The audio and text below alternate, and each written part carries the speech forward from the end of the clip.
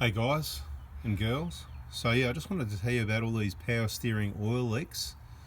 And this isn't, I don't want to make Toyotas or Prados look bad because they're the best of the best, but as they get higher in Ks, I'm just trying to tell you about some things, what to look out for, and so that you don't have things misdiagnosed, because you could go into an everyday workshop that works on hundreds of different vehicles and they'll diagnose things kind of in general, like, you know, one car does it so they think the other one does it, sort of thing, where it's just not the case. You need to be specific. So we're just going to run through all the power steering oil leaks, and this includes things that come up on the Prados with the V6 engine as well, so it's not just about diesel, and it can be relevant for other vehicles as well. So you've just got to transfer that knowledge into general knowledge in your database up there between your ears, and just use that on whichever vehicle is relevant to.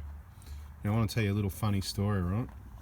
I was really motivated to do this video, and I did the video, and then I had a look at it a little while later to sort of put it together and make sure it was all right. And the funny thing was, it was in slow motion mode. Oh my gosh, you know how long it would have, I think it went for, you know, an hour or two. It was like a 5 or 10 minute video, so shouldn't be too long, but it was going to be a really long time. And I would have put it up just to stir you up, but there was no words with it. It was like this, you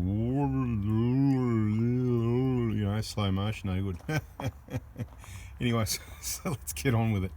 So, power steering oil leaks. Now, very small problem, okay? Very small. Let's go for the top, I don't know, what did I say? Top 2, top 3, top 4. There's maybe 4 that I can think of. They're all weeps more than leaks, but you know, it's just so slim, it's not funny.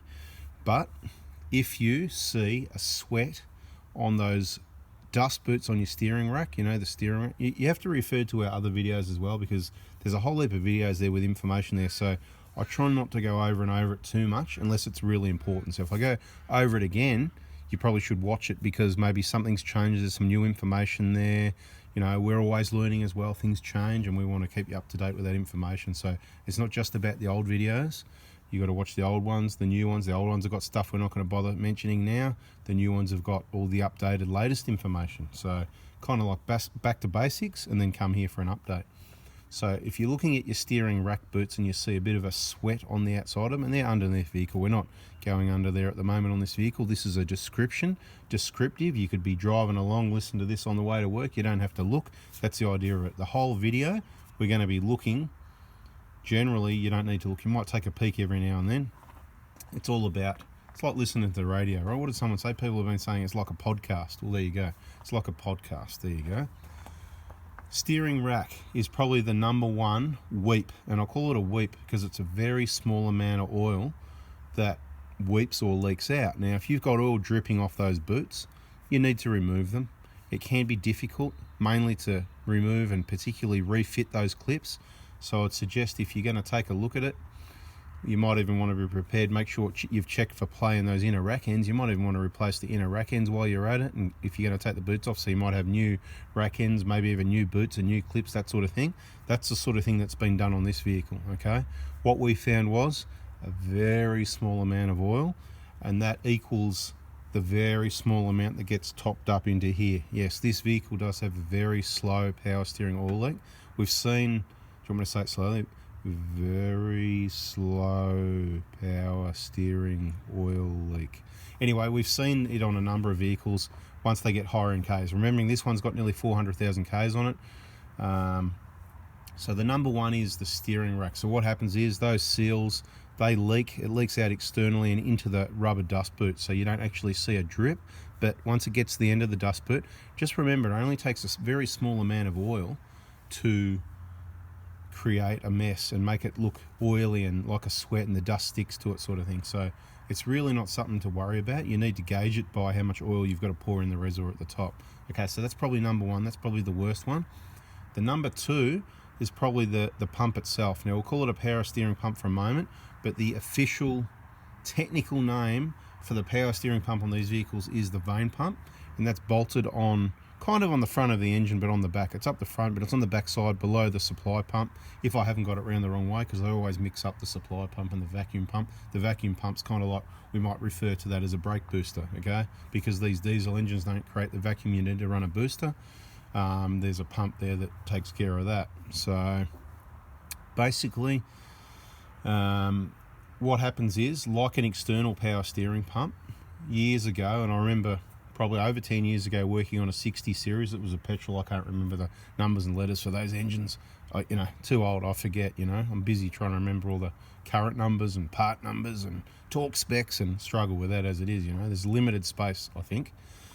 So those external power steering pumps, though, you could just remove the pulley and replace the seal, and that sometimes would only get you out of trouble for a short period of time, because there was wear in the shaft, so it'd stop leaking maybe for a couple of years, even using genuine seals, and that's all you got out of it, because there's a wear line in the shaft, so the shaft's kind of a bit too small. So that's why it comes down to, by the time you do the time mucking around, poor man pays twice. You're better off just buying a new pump sometimes. You can get a kit to put through these Vane pumps. I think it's about, I don't know, $70 or maybe $100, somewhere around there anyway. If anybody's got an old power steering or Vane pump off a 1KD and they want to donate it, feel free to send it down, and we will put this kit we've got through it and use it on the next vehicle. But I've got to say, we haven't replaced the Vane pump. There's one person I know that took it to the power steering specialist we recommend, or I suppose it's not that we're recommending them, it's more of a, that's the best option we know if you want to do something on the cheaper side of things.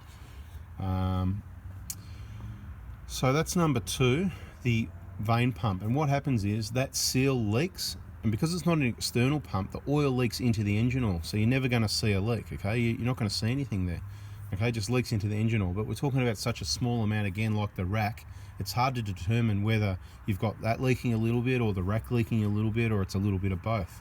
And it doesn't really matter, as long as you're not pouring a lot of oil into there. Not really a big deal, and not worth, we're here to help you save money. Again, like I said, not be misdiagnosed. Oh yeah, you got a steering rack leak, you need a new rack, that's $2,000 supplied and fitted genuine, or they're going to put some aftermarket junk in there, and look, the boots are going to tear a few years down the track, and then you're going to find it hard to get those to replace it because that aftermarket brand was different to genuine, and then the other boots you can buy, they've copied genuine, and it just gets messy. That's why it's just better to stick with genuine, because we don't replace these things. They last so long, the engineering's awesome, and sometimes you just pay a little bit more to use genuine parts and to save yourself paying again. So I hope you understand. That's number 2. So number 1, steering rack into the dust boots. Number 2, the Vane pump or power steering pump leaking into the engine oil. You're not going to see any of that externally. Number 3 is possibly very rare, again super rare, but the O-ring around where the Vane pump gets bolted in to the front of the engine, there's an O-ring there. Perhaps that gets old, and look, all the ones I've touched are still fairly soft and flexible. I wouldn't imagine they'd leak, but sometimes, you just very on the rare occasion, you can see a sweat there. I certainly wouldn't worry about it. I would ignore it. I'd suggest you take the car out on the tracks, get some dust, dirt, mud and water, some high country river crossings to wash it, or you can actually do that and then bring it home and put some of that awesome Ken KD greaser on and give it a good wash off every couple of times a year. If it's a drip and it's really messy and you want to do something about it, just make sure you find the right oil leak before you take action, because you can create yourself and do a lot of work and it doesn't fix the problem, okay? So that's probably number 3, maybe, the O-ring. And number 4, you're kind of looking at it. Once they get a bit older, these caps here, underneath the cap, it's kind of a seal, it's part of the lid. You could probably buy it separately, but we've never seen one bad enough that we've replaced the lid separately. I'm pretty sure it's not going to cost you, who knows, Toyota parts, could be $100, but probably $30 or $40 or something to get a lid for that reservoir. I'd hope you don't have to buy the whole reservoir. The downside, this is a 120 Prado, the downside to it is you can't see what's in there, you've got to take the lid off, sort of thing.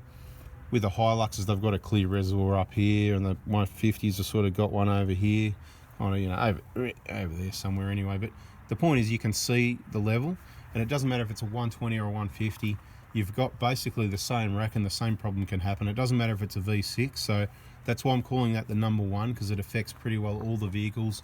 It's also very common on other vehicles like your Holdens and Fords, when they go into workshops and you just know you got to report it, you got to replace it, because it's just going to get worse and it's going to get bad, it's going to be pouring out oil. Look, it was a common problem back in around 2000, I think, on the AU Falcons, you know, and there was a specification Ford gave that was, you know, a standard amount, you know, however many teaspoons or mils or whatever. So you actually take the boot off and measure how much oil's in the boot to decide whether it's a warranty claim or not, whether it's satisfactory.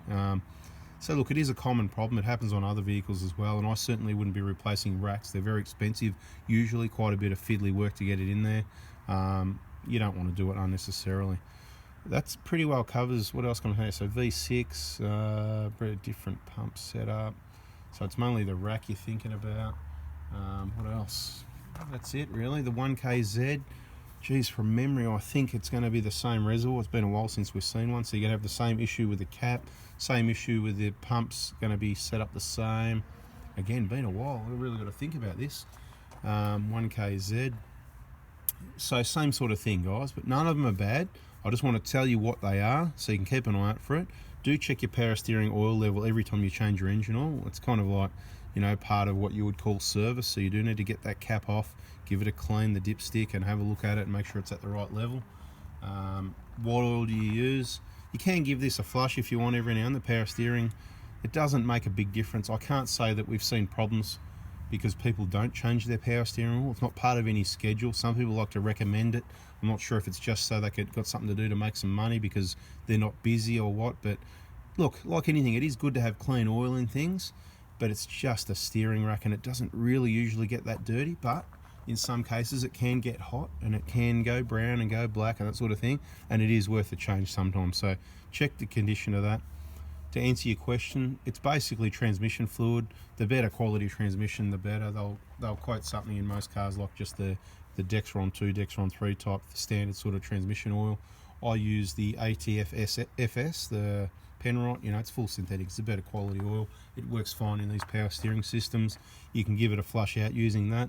You got nice clean oil. But most of the vehicles we see with the clear reservoirs over here and over here, they do look fairly clean. So I'm not the guy that's recommending you need to do a power steering flush, because you actually don't.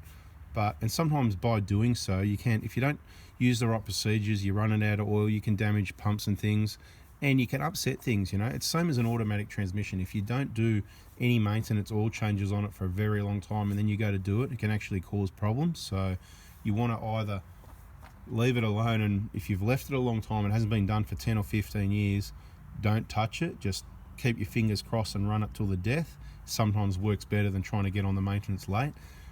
This isn't about transmissions, but as we say on transmissions, it's leave it sealed while it's under warranty, and then we'd recommend about every 100,000 Ks. Power steering systems, maybe every 200,000 or 300,000 Ks, you know, every 10 years, there you go, maybe every 10 years, but you know, there's a risk if you've got a problem, like you've got a weep or a leak and you're contemplating you might change your rack, do the flush even before you change your rack. You never know, sometimes some fresh oil will solve the problem.